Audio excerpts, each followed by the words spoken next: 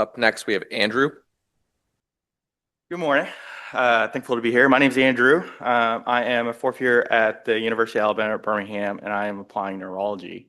Today, I will present you a little bit different of a presentation than the rest. We're going to go through a case report.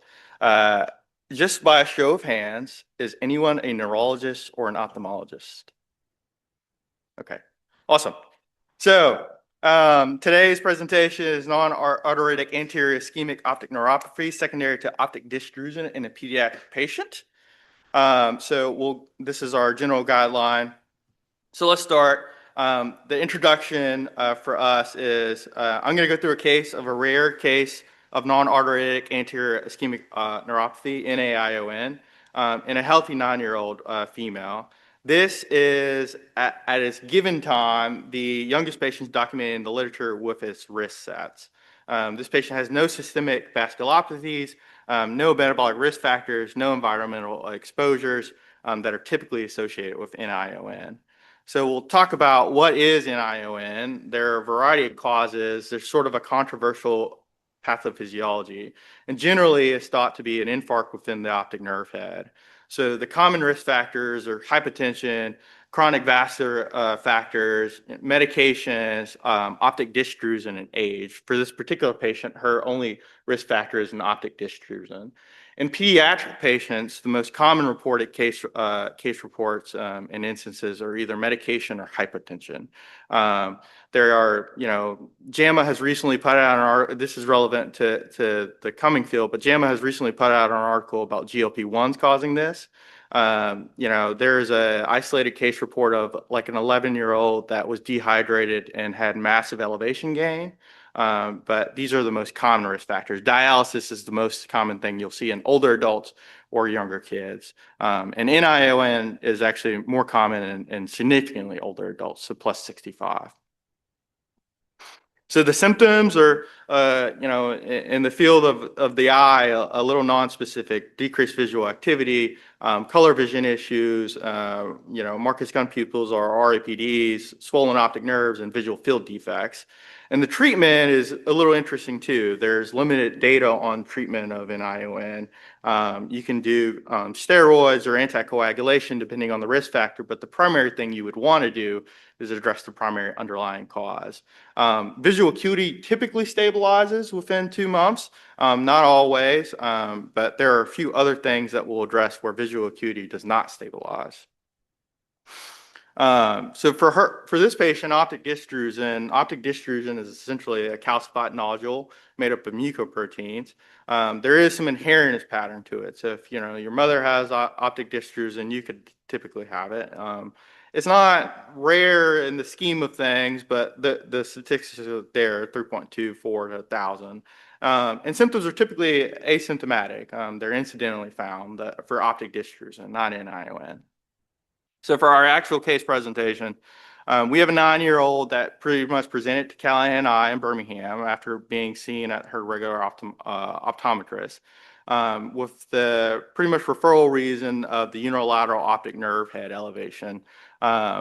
She's asymptomatic. Her visual acuity is 20/20 in both eyes. Her color vision is normal. She can see everything. Her fundus exam just shows pretty much optic nerve head blurring in her right eye. No vessel issues. We do optical coherence tomography and get a retinal nerve fiber layer thickness. Her right and left eye are relatively normal. And an advanced depth OCT, which is a higher level imaging, and that shows the optic disc drusen. So our initial diagnosis was actually pseudopapilledema, secondary to optic disc drusen, and the management for that is just observation. So keep in mind, she was asymptomatic, she was 20/20. 6 months later, though, she comes back, she sees black spots, she can't see red as well, and she has mild eye pain in that same eye. Her vision decreases to 20/60 and improves with pinhole, which we would sort of expect. Her color vision is decreased. She misses a color plate test, one slot on a color plate test, and then she does have a subtle RAPD.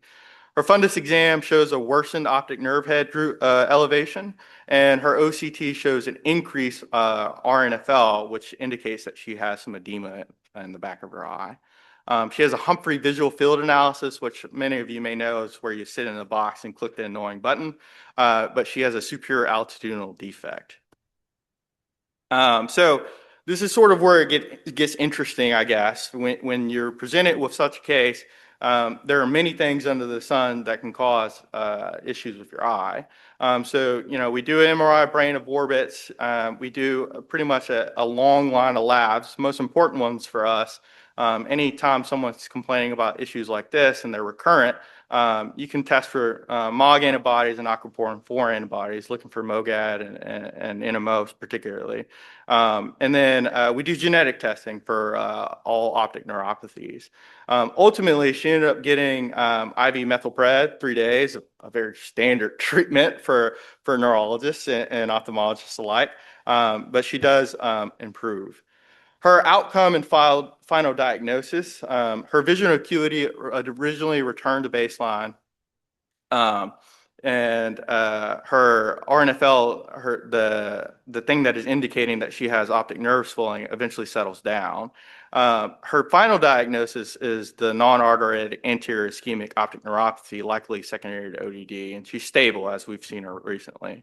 So here are some pictures. This is the HD OCT, and so the sort of purple arrows point to where you can see the optic disc drusen. And this sort of a complicated report that we'll walk through. I don't know if you can see a cursor. Okay. So this was her original showing, and so these sort of green means that they're relatively within normal limits. And all of these graphs are sort of tracking the RNFL. So when she came in originally, I said, she's 121 in the right, 124 in the left, or sorry, the other way around, 124 in the right, 121 in the left. And so that sort of indicates this. Her visual field, though, these black spots are where she cannot see. And then this is her follow-up. So her follow-up, this is sort of the second visit 6 months later. She still has the altitudinal defect that's here, but her optic nerve head has significantly more swelling here. So in conclusion, we present a very rare case of NION in a previously healthy 9-year-old girl. Again, to our knowledge, this is the only one in the literature of this. We have submitted this to the Journal of Ophthalmology, and hopefully we will be published. But the biggest thing is she has no predisposing factors. Unlike typical pediatric cases, which involve systemic or environmental stressors, the environmental would be the elevation that we talked about, or the systemic would be kids on dialysis. This case is notable for absence of any of those illnesses. The only identifiable risk factor was the unilateral optic disc drusen, and that underscores its current potential as an independent and sufficient cause of NION. So these are my references. If there's a lot of words in this presentation, and a lot of abbreviations. The big things that I want everybody to walk away with, the vision loss and changes in vision is a very wide differential. In children, this is a very rare case of that. So in adults, though, NION can be considered in multiple cases. There are many patients, as you all know, that are on dialysis. There are many cases that have patients that have large blood loss, and you may see a rise in this diagnosis given the fact that there is a correlation with the GLP-1s at this point in time. The big things that you want to keep in mind is the things that we test for, like NMO, not the point of this talk, but NMO and MOGAD. Those kids don't recover. They generally do not return to baseline. So if you miss that diagnosis, that can be a big thing. This is a pretty rare thing, pretty niche, but still very relevant to everybody in general practice. So these are my references, and thank you. We'll take any questions. Question? Sure. You work her up for factor V Leiden or have hematology? Yeah, I mean, it was part of her anti-coag panel. Yeah. Nope, nothing. Yeah. So there are some reports of people that have coagulopathies and are in pediatric cases. Again, this particular NIO in peds is not commonly studied. Pediatrics in general, there's not a lot of research in many fields. But in adults, that is a more common thing, yeah. And the biggest risk factor for this in adults is age. So everybody gets old eventually. Yeah.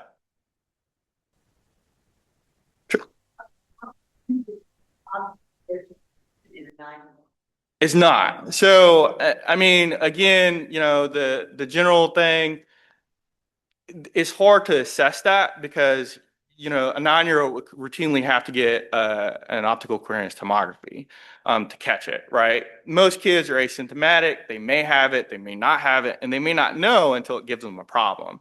The other theory for NION is that you create a disc at risk situation. So if you think about, you know, a sort of a canal and a rock gets in there, if that rock gets right in the right place, then the optic nerve doesn't get enough flow, and then you'll go blind for a second, or however long it takes for that rock to free up. So I can't answer your question in the fact that we would have to do routine OCT screenings on kids to know exactly how prevalent it is. It is autosomal dominant. So if you know someone that has, an ophthalmologist in later years, you can maybe look for it, but I don't know the utility of doing that just because it's usually asymptomatic. I enjoyed your talk. I'm not an ophthalmologist. I'm not a neurologist, but I'm a craniofacial surgeon who's done research in compression of the optic nerve at Johns Hopkins in the 90s. Now, here's the question I have for you. When you have an ischemic injury, it is actually twofold. It's the ischemia and it's the reperfusion injury. And I've showed on multiple occasions that you can treat both things. You gave the steroids, which is very good. The only question I have is why not also treat the reperfusion injury where there are several agents one can give? And this is something that I don't think the ophthalmologists see. Yeah. Have you heard about the reperfusion injury in the eye? Yeah, I mean, for NION particularly, I mean, most cases resolve, right? And so, But I'm talking about the general. When you have ischemia of the optic nerve, you have ischemia reperfusion. And anything have you seen, does anyone treat in ophthalmology at your institution the reperfusion injury? I'm unsure of that. That's a good question, but I should know my faculty better, but I'm not as sure of who might do that. I'm sure somebody at Callahan. No, this is great. Your honesty is terrific. And I think this is kind of the problem of medicine is we're in our own silos. Yeah. I think this is a great talk. I enjoyed it. Thank you. Thank you. Please support our mission to improve quality of patient care through education. Join us, follow us, and share this content with family and friends.